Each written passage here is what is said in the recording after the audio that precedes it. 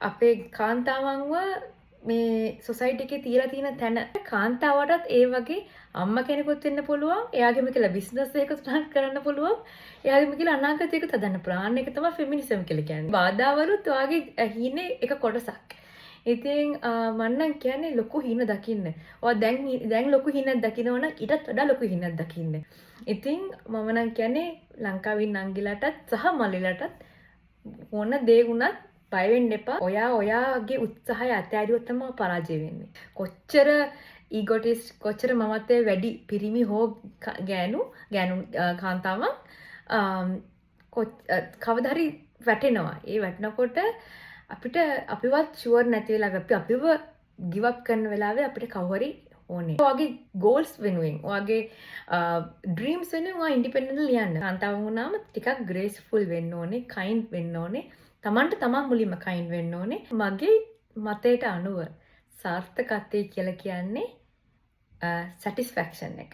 ඒ නංගි මට කිව්වා අක්කේ මම පැය 2ක වගේ බස් එකක් අරගෙන ඉන්ටර්නෙට් කැෆේ එකක් හොයාගෙන ටවුන් එකට ආවා. ඔයාගේ විස්තරේ පත්තරේ දැකලා කියලා. ඊට පස්සේ මට කිව්වා මං ඔයාගේ ඊමේල් එක හොයාගත්තා. ඔයාට මේ මැසේජ් එක දාන්නේ ඔයාගේ ගමන හරි සතුටුයි. මට ඔයා අපවිදි කියලා දෙන්න පුළුවන්ද කියලා. එදා මට තර අවුරුදු 22යි මේ තානාපති මේකම හම්බෙලා. එදා මගේ ඇස් දෙකට කඳුළු ආවා. ඒවලේ මට හරි සැටිස්ෆැක්ෂන් එකක් ආවා. ආනේ මං ගමනක් ආව නේද? මමව දැකලා තව කෙනෙක් උඩට එනව නේද කියන හැඟීම මාර සතුටුයි.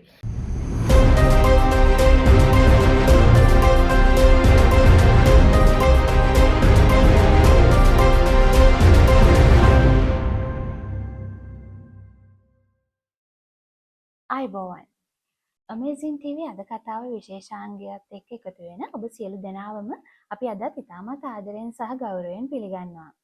පහුගිය සතිවල අපි කතා කළා වගේම මාර්තු මාසයේම අද කතාවේ විශේෂාංගය වෙන් වෙලා තියෙන කාන්තා ඔබ වෙනුවෙන්. ඉතින් කාන්තා ඔබ වෙනුවෙන් වෙන් කරපු අද කතාවේ විශේෂාංගයෙන් අපි අද කතා කරන්න හිතුවා විශාල හීන දකින ගැහැණු ළමයින්ට කොහොමද අත්වැලක් වෙන්නේ කියන එක. කොහොමද මේ ගැහැණු ළමයින්ට අපි පන්නරයක් වෙන්නේ කියන එක ගැන. ඉතින් ඒ ගැන කතා කරන්න අපි එකතු කරගන්නවා ඇයගේ ජීවිතයෙන්ම විශාල හීන දැකපු කෙනෙක්ව. ඒ හීන හැබෑ කරගත්තු කෙනෙක්ව. ඇය තාරකා විද්‍යාඥවරියක්. ඒ වගේම ඇය තාරකා ජීව විද්‍යාඥවරියක් වීමට හීන දකින්නියක්. ඒ වගේම ඇය NASA JPL සෞරග්‍රහ මණ්ඩල සංගමේ තානාපතිනියක් හැටියට ක්‍රියා කරනවා. ඇය නමින් මල්මි කිරිවන්දලගේ. අපි ඔබ ඉතාමත් ආදරයෙන් සහ ගෞරවයෙන් අපේ වැඩසටහනට එකතු කරගන්නවා අයිබෝවන් කියලා. අයිබෝවන් ගොඩක් ස්තුතියි. ඉතින් අපි මුලින්ම කතාව පටන් ගමු. ඔබ තෝරගෙන තියෙන ලේසියෙන් ගැහැණු ළමෙක් තෝරගන්න ඇති ශේෂ්ත්‍රයක්නේ. අපි හැමෝම අහස දිහා බලාගෙන හීන දකිද්දී විවිධ චිත්‍ර රූප මවද්දී ඇය තීරණය කරනවා ඇගේ හීනයට යන පාර තියෙන්නේ අහස කියන එක. ඉතින් අපි එතනින්ම කතාව පටන් ගමු. ඔව් ගොඩක් ස්තුතියි නංගි ප්‍රශ්නෙට. මේ මගේ ජීවිත කතාව පටන් ගන්නේ චූටි කාලේ ඉඳන්. ගොඩක්ම කිව්වොත් මම ඉස්කෝලේවත් මම පටන් අරන් නැහැ. එච්චරටම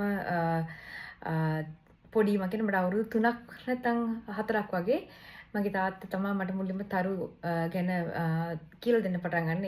එයා සුරංගනා කතාව වලින් තමයි මට තරු කියන්නේ මොකක්ද කියලා කියන්න පටන් ගත්තේ.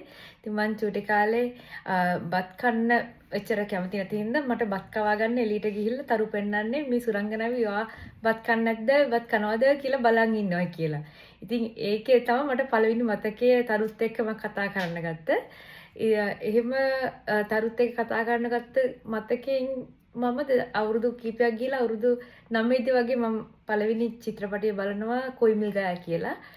ඊට කලින් මගේ අම්මයි තාත්තා චිත්‍රපටි බලන්න දීලම නැහැ. මගේ ගෙදර චිත්‍රපටි ගෙඩික තාහනම් වගේ තිබ්බේ. ඉතින් ඒ චිත්‍රපටි බලනකොට තමයි මම හිතන්න ගත්තේ මේ මොකද්ද මේකෙන් මොකක් හරි මම නොදැනුවත් හිටපු දෙයක් නේ මම මේ දැන් දැනගන්න පුළුවන් වුණ පිටසක්වල ජීවි ගැන මම ඊට කලින් අහලත් තිබ්බේ නැහැ මෙච්චර කල් මම හිතන් හිටියේ මම සුරංගනාවෙත් එක්ක කතා කරනවා කියලා මට ගොඩක් ප්‍රශ්න එන්න ගත්තා. ඉතින් ওই ප්‍රශ්නත් කුතුහලය මට ගැඹුරු කියන්නේ මම තනියෙන් කියවලා කරලා පාඩම් කරන්න ගත්තා පොත් කියවන්න ගත්තා පත්තර වලින් හොයන්න ගත්තා. ඉතින් මට ඕක තමයි මගේ පළවෙනි පියවර මට මතක විදිහට මේ තාරකා විද්‍යාව ඉගෙන ගන්න. ඔබ කිව්වා අවුරුදු 9දී තමයි මුලින්ම එහෙම කුතුහලයක් ඇති වුණේ කියන එක. ඒ අවුරුදු 9න් කුතුහලය ඇති වුණත් එක්කම ඔබ විවිධ පොත්පත් වලින් තාරකා විද්‍යාව ගැන තොරතුරු හොයාගෙන තියෙනවා. ඒ වුණාට එක වයසකදී ඔබ තීරණය කරලා තියෙනවානේ මේක තමයි මගේ මාර්ගය කියන එක. මේ මාර්ගය ඔස්සේ යනවා කියන එක. එතකොට ඒ වෙනකොට ලංකාව වගේ රටක විශේෂයෙන්ම තාරකා විද්‍යාව වගේ විශේෂ ක්ෂේත්‍රයකට විශේෂයෙන්ම ගැහැණු ළමයෙක් යොමු වෙන්න තියෙන ඉඩ ප්‍රස්තාව ඉතාම අඩුයි. ඉතින් ඒ වගේ කාලවකවානුවක ඔබ කොහොමද මේ තාරකා විද්‍යාව කියන විශේෂ ක්ෂේත්‍රයට පිවිසුනේ? මොන වගේ අභියෝගවලටද මුහුණ දෙන්න සිද්ධ වුනේ? ඇත්තටම නම් ගොඩාක් ලොකු අභියෝගයන් වලට මුහුණ දුනා. මොකද ඒ තාරකා විද්‍යාව හරි දුක්ඛ තියෙන කාරණයක් තමයි ලංකාවේ දවස්වල මේ ප්‍රසිද්ධව තිබ්බේ නැහැ. ඉතින් ඔය ඉස්කෝලවල අතර සංගම් තිබ්බා තාරකා සංගමය කියලා හදාගෙන ඒගොල්ලෝ පොඩි කැම්පින් ක්විස් කම්පිටිෂන්ස් එහෙම ගියා. හැබැයි මුලදී මම මේක පටන් ගත්තේ අවුරුදු 9 එතකොට මම කිව්වා වගේ මම පොත් කියවන්න ගත්ත පත්තර කොළ වලින් මොන හරි දේවල් දැනගන්න පුළුවන් අහස ගැන තියෙන දේවල් මම ලියා ගන්න ගත්තා. මම මටම කියලා පොඩි නෝට්බුක් එකක් හදාගෙන තිබ්බා. ඒ වගේම මම රැට ගෙදර කට්ටිය නිදාගෙන ඉන්නකොට උඩ තට්ටුවට නැගලා ස්ලැබ් එකේ ඉඳන් බලන් ඉන්නවා තරු දිහා. ඒක එහෙම තමයි මට මගේ මතකේ හැටියට මම තරුත් එක්ක කතා කරන්න ගත්තා. ඉතින් අර ලොකු අභියෝගයක් වුණේ මට මගේ කුතුහලයට මගේ ප්‍රශ්න වලට උත්තර දෙන්න කට්ටිය හිටියේ නැහැ. ඉතින් ඒ ප්‍රශ්නේ තමයි මම ගොඩක් දුක් වෙලා හිටියේ. මගේ තාත්තා එහෙම මට පුළුවන් විදිහට උගන්වුවා මේකයි කියලා. මේ චන්ද්‍රයා මේකයි සූර්යයා මේකයි අපි සූර්යයා වටා ගමන් කරන්න මේකයි කියලා එයා පුළුවන් තරම ඉගැන්නුවා. ඒතර මට පොඩි ප්‍රශ්න නෙමෙයි ලොකු ප්‍රශ්න තිබෙන්නේ මම ටීචර්ස්ලාගෙන් අහද්දිත් එයාලට ලොකු දැනුමක් තිබ්බේ නැහැ.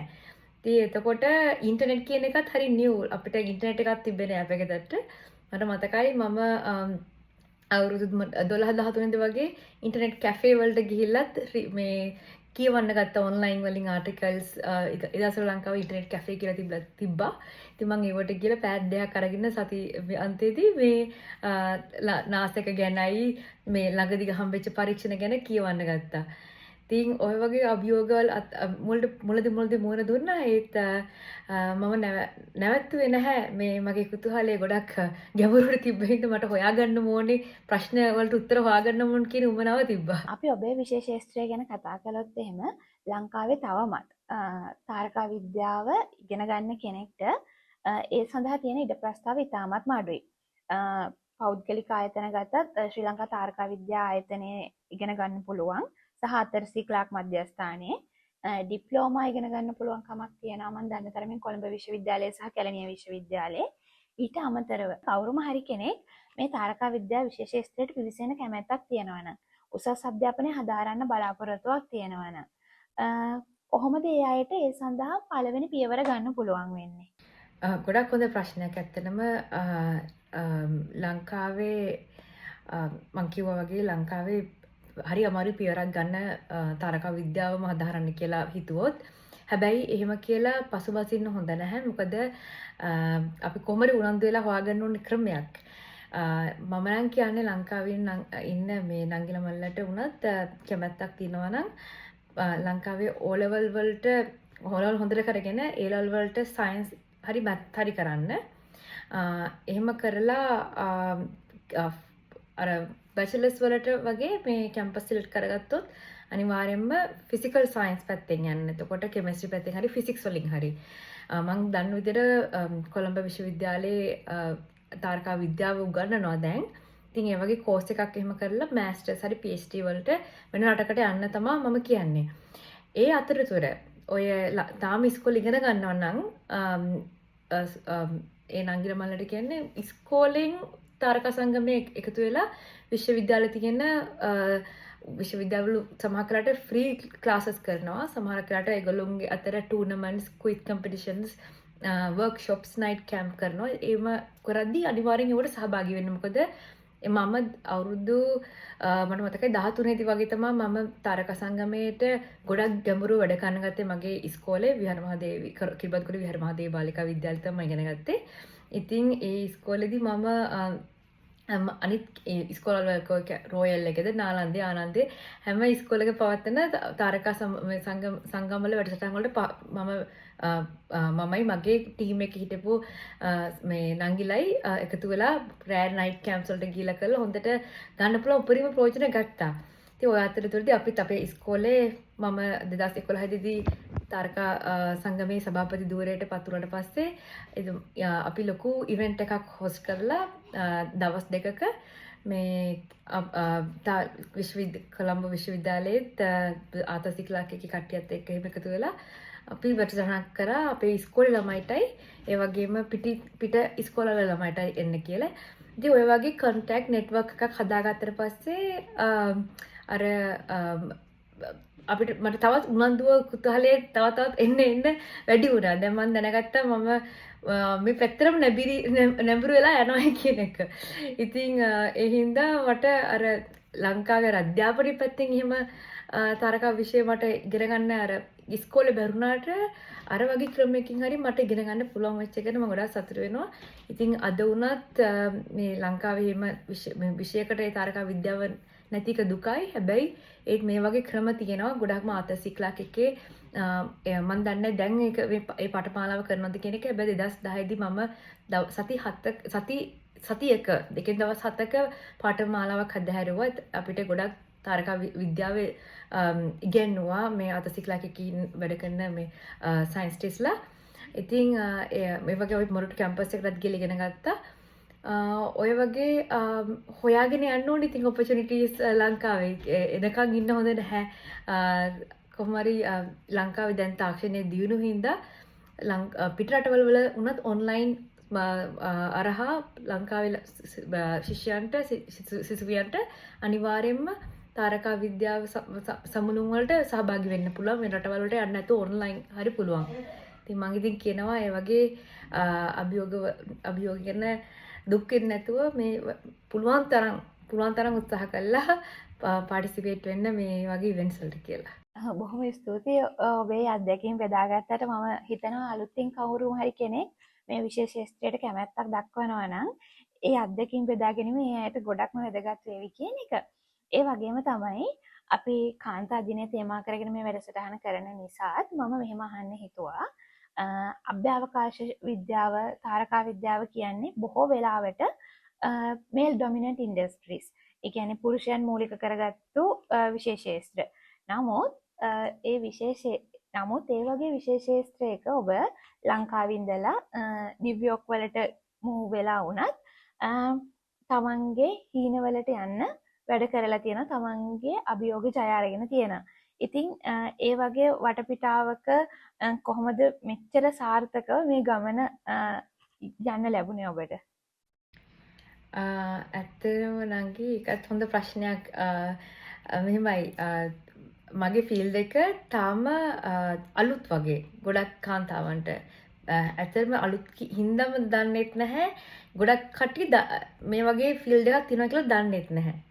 ඉතින් අර කවුරු කිව්වොත් මමද ස්ටඩි කරන්න කියලා මම කියන්නේ තාරකා ජීව විද්‍යාව කිව්වම ඒ මොකද්ද කියලා අහද්දි මම ඉතින් කියනවා පිටසක් වල ජීවීන් ඉන්නවද කියලා හොයන්න හදන සබ්ජෙක්ට් එකක් කියලා.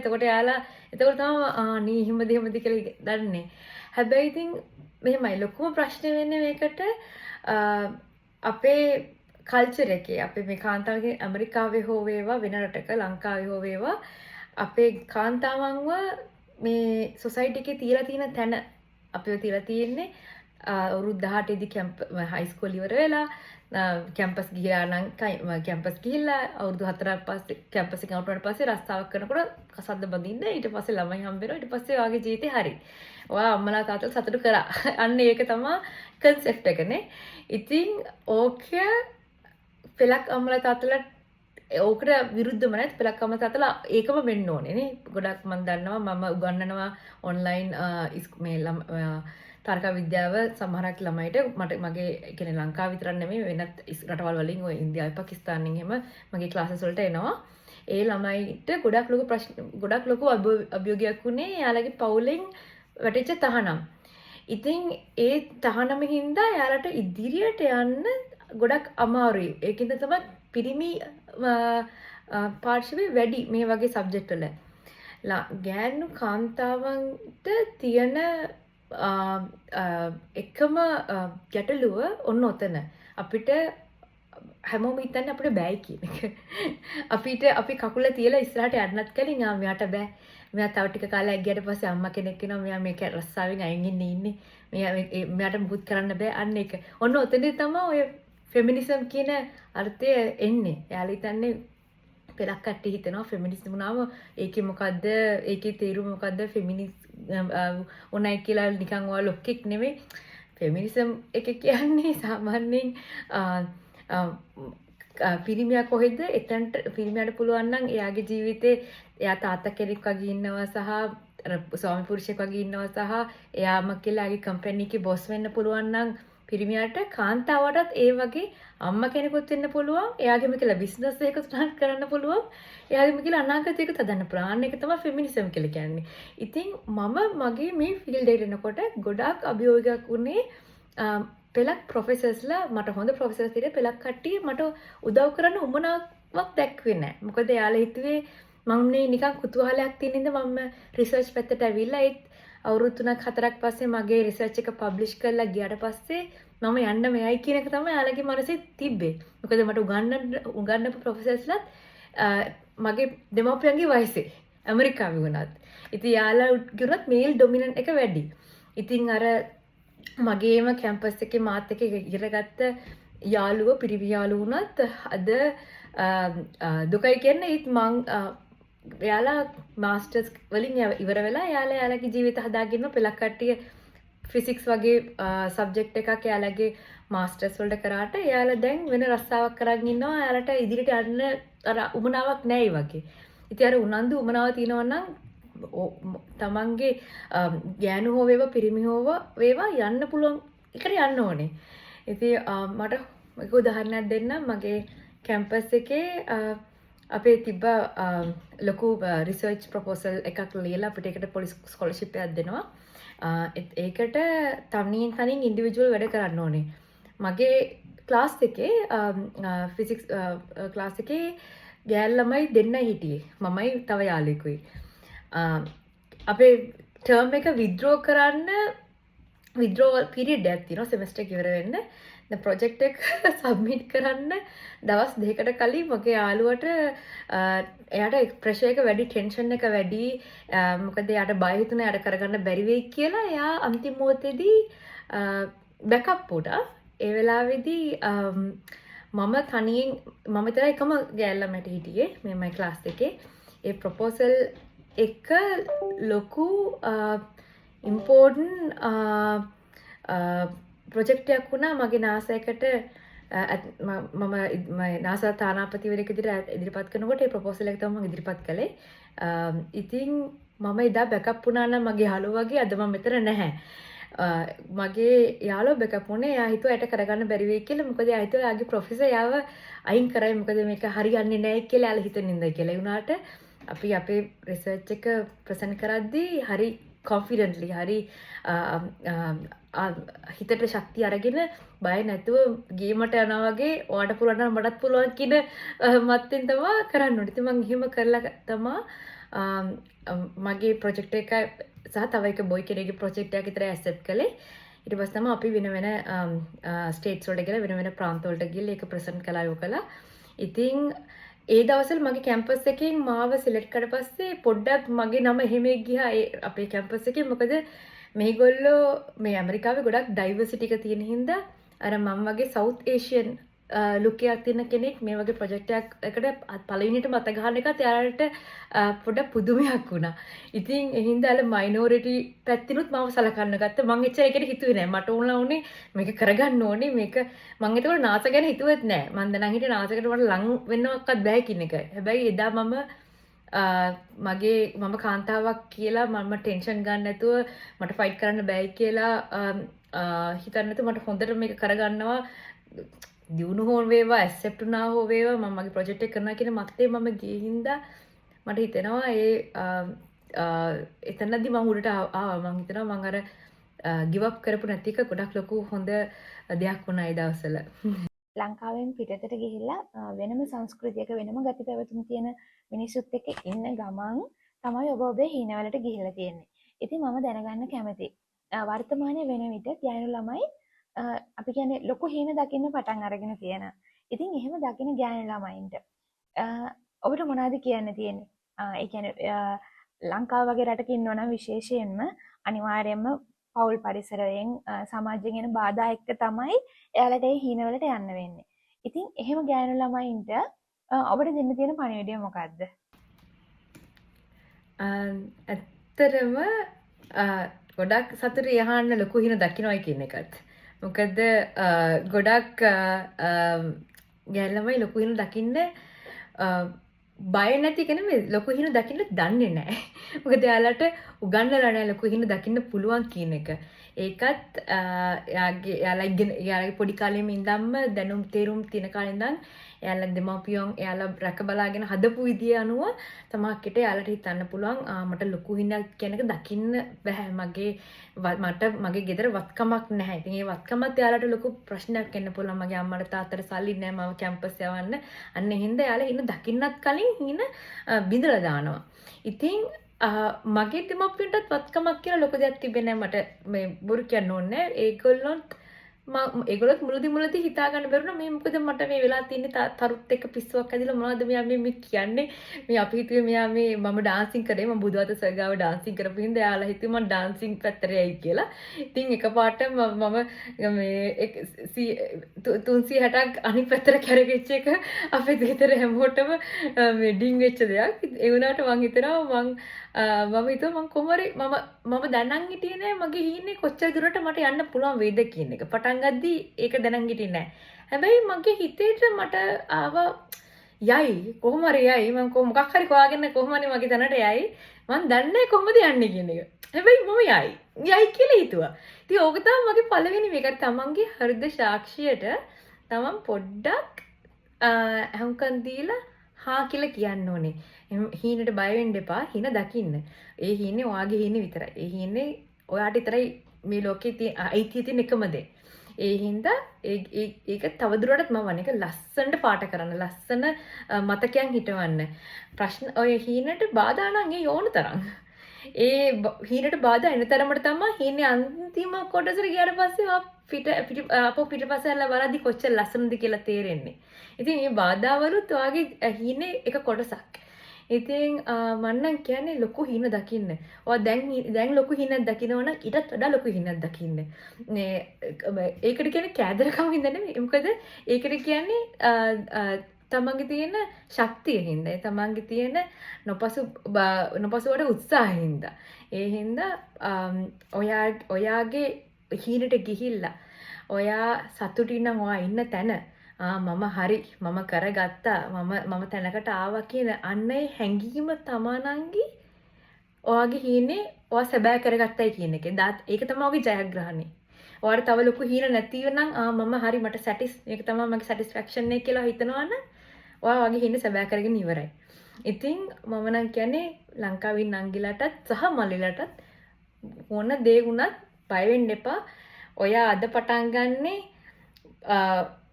බලටත් වඩා යට තැනක ඉන්න ඔය පොඩි ඉනිමගක් හරි තියලා පළවෙනි පඩියට නගින්න.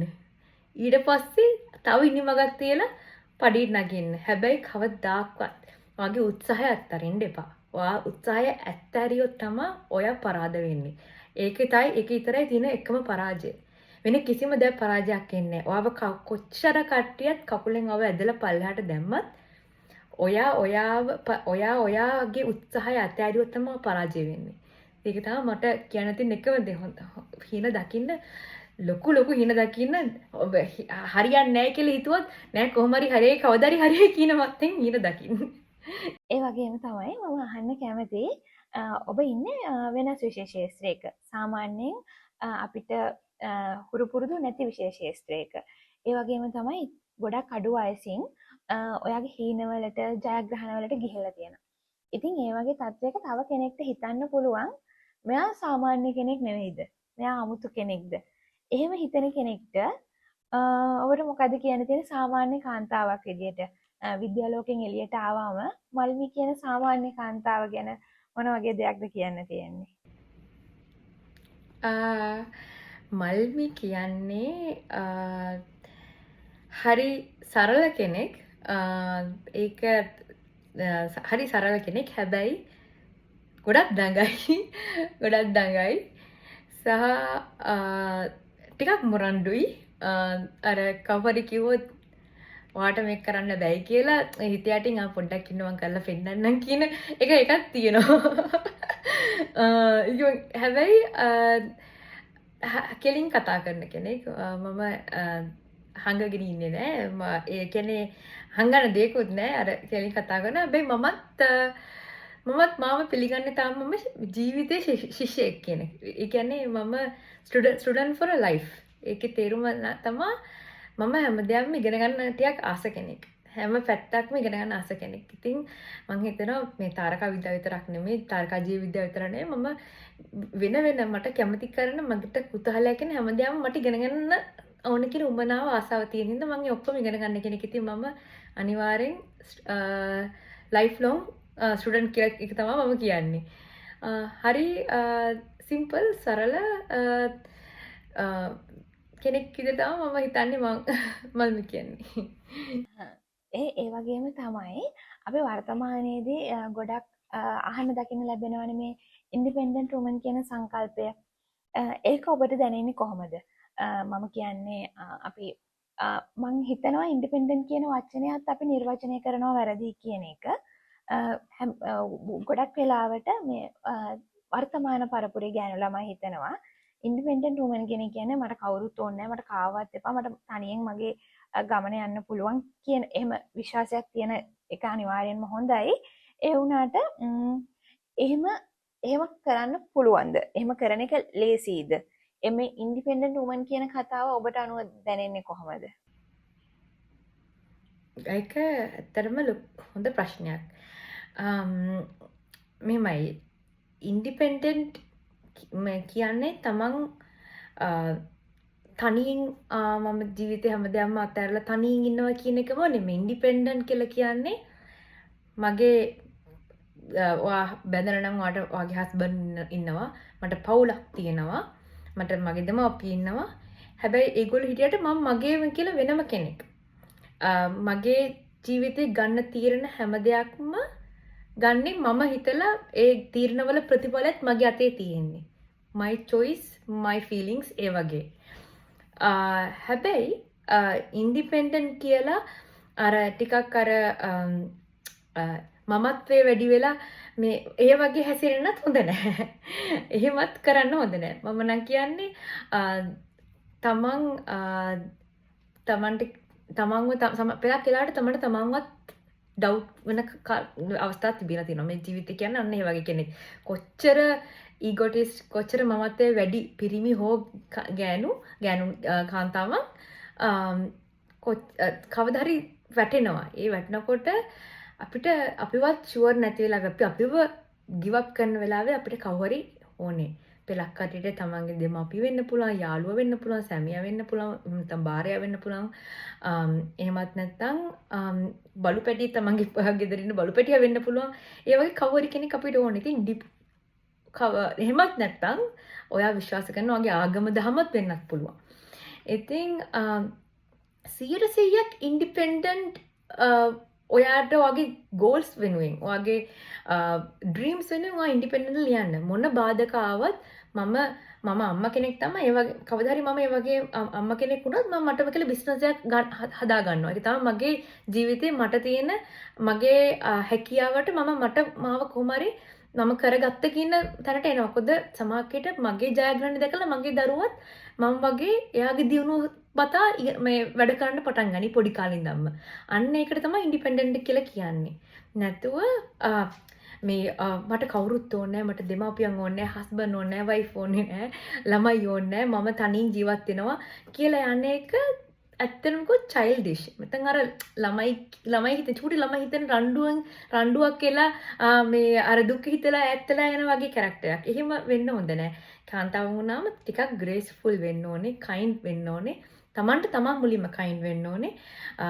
ඔයාගේ ඩ්‍රීම්ස් ගෝල්ස් විතර නෙමෙයි පිටිපස්ස හැල්ලා වගේ අතීතේ හිටපු චූටි ඒ සිංගිති දැරියෝ ගැන පොඩ්ඩක් හිතන්න. ඔයාගේ ජීවිතේ අවුරුදු 15 දී හෝ 16 දී ඊටත් වඩා අඩු වයසේදී ඔයා දකපු හීනවලට සාර්ථකයක් ඇති කරගන්න ඕන හින්දා ඔයා ඉන්ඩිපෙන්ඩන්ට්ලි ඒ ගැන විතර ෆෝකස් කරගෙන යන්න.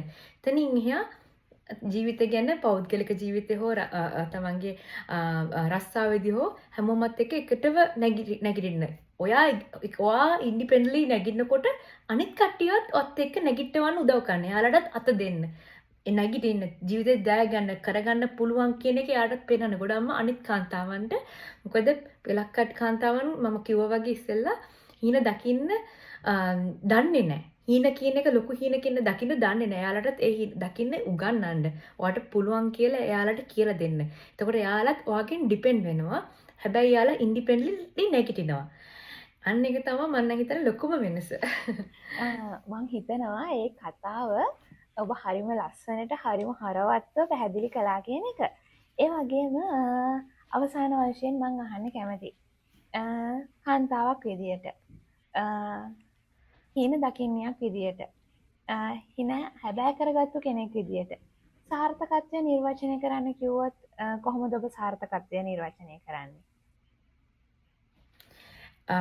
හොඳ ක්වෙස්චන් එකක්. මම හිතන්නේ මම ඒකට උත්තරේ මුලදී කියන්න නැතිවට මගේ මතයට අනුව සාර්ථකත්වය කියලා කියන්නේ සැටිස්ෆැක්ෂන් එක.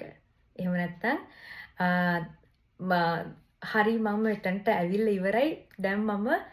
දැන් මට පොඩ්ඩක් රිලැක්ස් වෙන්න පුළුවන්. මම දැන් ගොඩ ගියා කියන ඒ හෘදයෙන් එන ෆීලින් එක. ඒ හදවතින්ම දැනෙන සතුට. ඒක තමයි සාර්ථකත්වය කියන්නේ. ඒ සතුට ඔයාටත් කලින් පළක් කරාට ඔයාට ආදරය කරන කට්ටිය දකින්න නැති. අන්නේ මේ සමහරවිට ඔයාගේ අම්මා තාත්තා වෙන්න පුළුවන්, නැත්නම් ඔයාගේ සැමියා හෝ භාර්යාව වෙන්න පුළුවන්. ඒගොල්ලෝ දකින්න නැති. මට මතකයි මම උදාහරණයක් කියන්නම්. මම තානාපතිවරණයක් වෙලා කියලා ලංකාවේ නිවුස් වලට මුලින්ම ගිය වෙලාවේ මට ඒ කියලා මට සතියකට ඊට පස්සේ මට ඊමේල් එකක් ආවා. මේ ඊමේල් එකක් ආවේ ලංකාවේ හරි දුෂ්කර ගමක ගෑන් ළමෙක්ගෙන්. මම නම කියන්නේ නැහැ යාගෙන් අහන්න නැතුව හොඳ නැති හින්දා ඒ නංගි මට ඊමේල් එකක් කියලා තිබ්බා. තනමල් වලත් ඈතට වෙන්න තියෙන පොඩි ගමක ඒ නංගි ආවේ මට කිව්වා අක්කේ මම පැය 2ක වගේ බස් එකක් අරගෙන ඉන්ටර්නෙට් කැෆේ එකක් හොයාගෙන ටවුන් එකට ආවා. ඔයාගේ විස්තරේ පත්තරේ දැකලා කියලා. ඊට පස්සේ මට කිව්වා මං ඔයාගේ ඊමේල් එක හොයාගත්තා. ඔයාට මේ මැසේජ් එක දාන්නේ ඔයාගේ ගමන හරි සතුටුයි. මට ඔයා අපවිදි කියලා දෙන්න පුළුවන්ද කියලා. එදා මට තව අවුරුදු 22යි මේ තානාපති මේකම හම්බෙලා. එදා මගේ ඇස් දෙකට කඳුළු ආවා. ඒවලේ මට හරි සැටිස්ෆැක්ෂන් එකක් ආවා. අනේ මං ගමනක් ආව නේද? මමව දැකලා තව කෙනෙක් උඩට එනව නේද කියන හැඟීම මාර සතුටුයි. ඒ හැඟීම තමයි මට හිතුනේ ටීචර් කෙනෙක්ටත් මේක දැකන එනවා ඇති නේද? මොකද ටීචර් කෙනෙක් කියන්නේ සාමාන්‍යයෙන් තමන්ගේ දැනුම දෙන කෙනෙක් නේද? තව කෙනෙක්ගේ ජීවිතයක් දියුණු කරන කෙනෙක්ද කියන හැඟීම ආවට පස්සේ මට හිතුණා මම ටීචින් පැත්තත් හිතන්න ඕනේ රිසර්ච් විතරක් කරන්න බෑනේ කියලා. හැබැයි අන්නේ සැටිස්ෆැක්ෂන් එක තමයි තමන්ගේ සක්සස් එක. තමන්ගේ සාර්ථකත්වය කියලා තමයි මම පිළිගන්නේ. ඉතින් ඔබට බොහොමත්ම ස්තුතියි අපිත් එක්ක අපේ ආරාධනාව පිළි අරගෙන අපිත් එක්ක මේ සාකච්ඡාවට එකතු වුණාට. මොන තරම් ලොකු ජයග්‍රහණවලට ගියත් තමන් ජීවිතේ භෞතික වශයෙන් හරි තමන්ගේ වෘත්තීය මට්ටමින් හරි මොන තැනක හිටියත් නිහතමානී වෙන්න පුළුවන් කියන එකට හොඳම උදාහරණයක් ඔබ කියලා මං හිතනවා. ඉතින් නැවතත් මං බොහොම ස්තුතියි කියලා කියන්න කැමතියි. හෘදයාංගමව අපිත් එක්ක අද මේ සාකච්ඡාවට එකතු වුණාට. ඒ වගේම තමයි අපිත් එක්ක එකතු වෙලා හිටපු අපිව නරඹපු අපිට සවන් දීපු ඔබ සියලු දෙනාටමත් බොහොමත්ම ස්තුතියි. ඉතින් නැවත හමු වෙන තෙක් ඔබ සියලු දෙනාටම ආයුබෝවන්.